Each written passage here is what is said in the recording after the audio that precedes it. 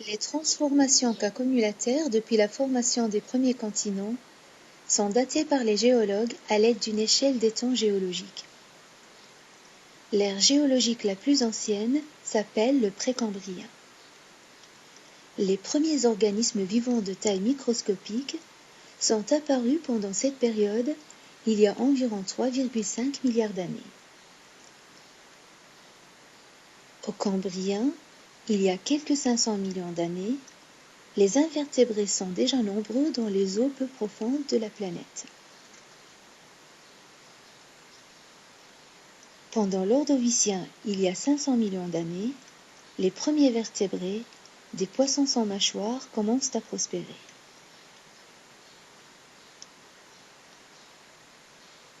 Ce n'est qu'au Silurien, 100 millions d'années plus tard, que les premières plantes terrestres se développent. Le Dévonien est l'âge d'or des poissons. C'est aussi pendant cette période que les animaux amphibiens ainsi que les premiers insectes s'aventurent sur les continents.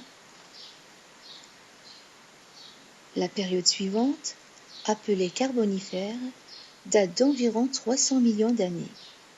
D'épaisses forêts se développent et les premiers reptiles apparaissent. Le Permien est dominé par des reptiles terrestres et aquatiques.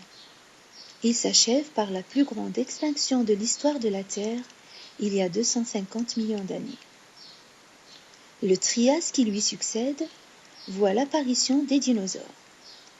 Ces animaux, dont certains atteignent des tailles gigantesques, dominent les ères jurassiques et crétacées.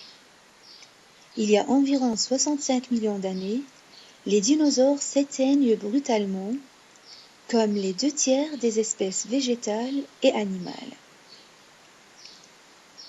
Ces extinctions marquent la période dite tertiaire, qui voit l'apparition des oiseaux descendants des dinosaures et la domination des mammifères.